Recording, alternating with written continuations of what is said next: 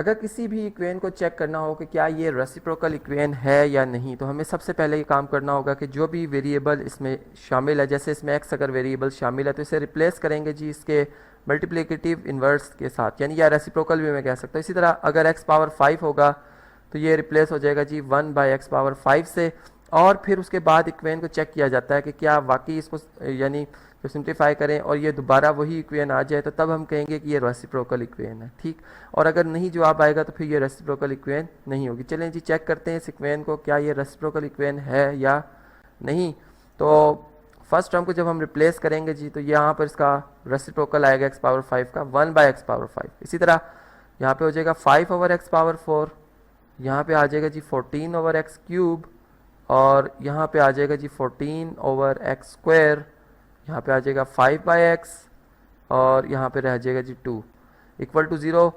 अब यहाँ पे अगर हम इसे सिंप्लीफाई करना चाहते हैं, फ्रैक्शन को ख़त्म करना चाहते हैं, तो मैं मल्टीप्लाई करूँगा। ये सिंबल है जी मल्टीप्लाई का, ING लिख रहा हूँ, मल्टीप्लाइंग बाय डिनोमिनेटर्स का एलसीएम बना था x power 5 on both sides of the equation, b dot S both sides का एब्रीवेशन है जी।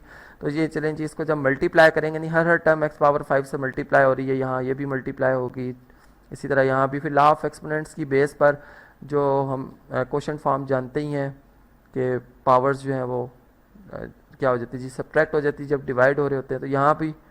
और यहाँ से एक बहुत इंपॉर्टेंट बात जो कि मैं बताना चाहूँगा कि मैं जो x नंबर यहाँ पर कंसीडर कर रहा हूँ ये ज़ीरो नहीं होगा, यानी फिर इसकी पावर जो 5 ले रहे हैं वो भी ज़ीरो नहीं है, क्योंकि हम ज़ीरो से किसी भी इक्वेशन को बोथ साइड पे मल्टीप्लाई नहीं करते। चलें जी, अगर मल्टीप्लाई करेंगे तो यहाँ पर ये कैंसिल हो जाएंगे, हमारे पास सिंपल 2 बच जाएगा। इसी तरह यहाँ पर एक यानी x की पावर 5 ख़त्म होकर 1 रह जाएगी, ठीक है। इसी तरह यहाँ भी आप समझ गए जी, अब x पावर 2 आ जाएगी। इसी तरह यहाँ भी x क्यूब हो जाएगा, ठीक है, यानी 5 में से 2 सब्ट्रैक्ट हुए। इसी तरह यहाँ में 5 में से 1 सब्ट्रैक्ट होगा, 4 आ जाएगा, और ये 2x पावर 5 आ जाएगी इक्वल टू 0 के।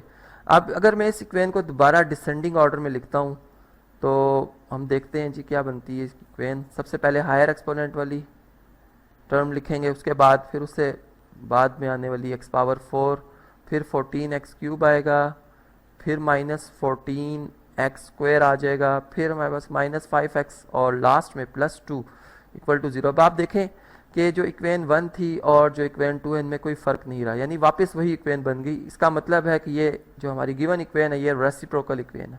चलिए अब ज़रा इसको स्टडी करते हैं कि क्या हमने इसमें ऑब्जर्व किया। हमने ये ऑब्जर्व किया इसमें टोटल टर्म्स की तादाद थी जी 6, जबकि इसकी एक्सपोनेंट थी 5, ठीक, यानी एक टर्म्स जो है वो इसकी डिग्री से ज़्यादा है।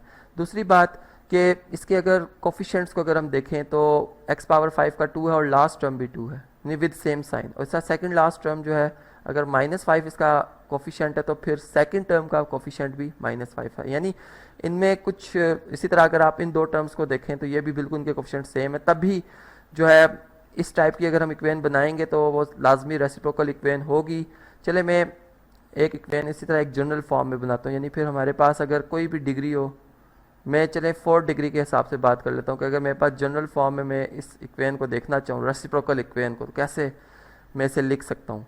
मैं इसके लिए लिखूँगा जी x पावर 4, बिल्कुल ऊपर जो मैंने रूल आपको बताया मैं उसको मद्देनज़र रखते हुए चल रहा हूँ, फिर उससे एक कम डिग्री वाली टर्म आ जाएगी, फिर उससे एक कम डिग्री वाली टर्म आ जाएगी। अब इसमें चूँकि 4 पावर 4 है, टर्म्स की तादाद हमें पता है जी 5 है। अब 5 ऐसा नंबर है जो कि एक ऑड नंबर है, इसमें दो टर्म्स के कोफिशिएंट्स जो हैं वो एक जैसे हो सकते हैं, तो हम यूँ करेंगे जी b, फिर दोबारा b रिपीट हो जाएगा, और फिर a आ जाएगा जो कि कोफिशिएंट है जी लीडिंग एक्सपोनेंट का। अब आप अगर इस इक्वेशन को चेक करें तो आप वाकई देखेंगे कि ये एक रेसिप्रोकल इक्वेशन है।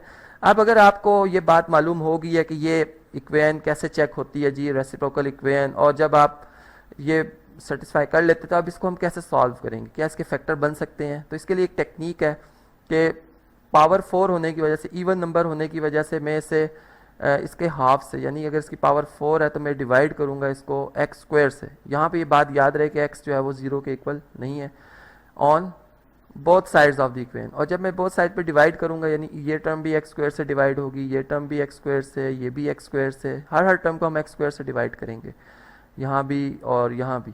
तो 0 एक ऐसा नंबर है कि इसको कोई भी नंबर डिवाइड करे 0 ही जवाब आता है, इसका मल्टीप्लाई में हम कहते हैं।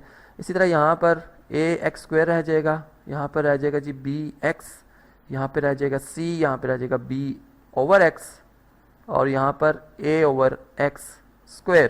अब आप देखें कि अगर फर्स्ट टर्म और लास्ट टर्म में से a कॉमन ले लें तो ये क्या बनता है जी, x² इसका फर्स्ट मल्टीपल और यहाँ पे 1/x² इसका मल्टीपल है। इसी तरह अगर मैं सेकंड टर्म और सेकंड लास्ट टर्म को देखूं तो इनमें b कॉमन है, यहाँ पर x और 1/x को मल्टीपल के तौर पर आ जाएंगे और plus c constant as it is equal to 0। अब ये इक्वेशन जो है अगर मैं इसमें इस तरह से कहूँ कि x प्लस 1/x को हम सब्सटीट्यूट कर लें जी b या चलें एक और वेरिएबल y के साथ, तो फिर जो हमारे पास x² प्लस 1/x² है प्लस 2 आएगा, यानी होल स्क्वायर का फार्मूला जब अप्लाई करेंगे और 2 को जब उधर शिफ्ट कर दिया जाएगा तो y² माइनस 2 से रिप्लेस हो जाएगा। यानी यही इक्वेशन हमारी जो है वो क्वाड्रेटिक इक्वेशन में तब्दील हो जाएगी, जिसको फिर हम 3 मेथड से, जो कि जिसमें हमारे पास जी फैक्टराइजेशन है, quadratic formula, completing square formula, उससे हमसे सॉल्व कर सकते हैं। एक और बात जो कि बहुत इंपॉर्टेंट मैं बताना चाहूँगा जी, कि अगर हमारे पास एक रेसिप्रोकल इक्वेशन के जो कोफिशिएंट्स हैं वो सिमेट्रिक हों, जैसे फर्स्ट और लास्ट टर्म के कोफिशिएंट सेम है विद सेम साइन, और इस तरह अगर यहाँ पे b है यहाँ भी क्या हो जी, b ही हो विद सेम साइन, तब आप देखेंगे कि इसके जो फैक्टर हैं, जो इस इक्वेशन को जब आप सॉल्व करेंगे इसके फैक्टर्स जो आएंगे वो एक दूसरे के मल्टीप्लिकेटिव इन्वर्स होंगे।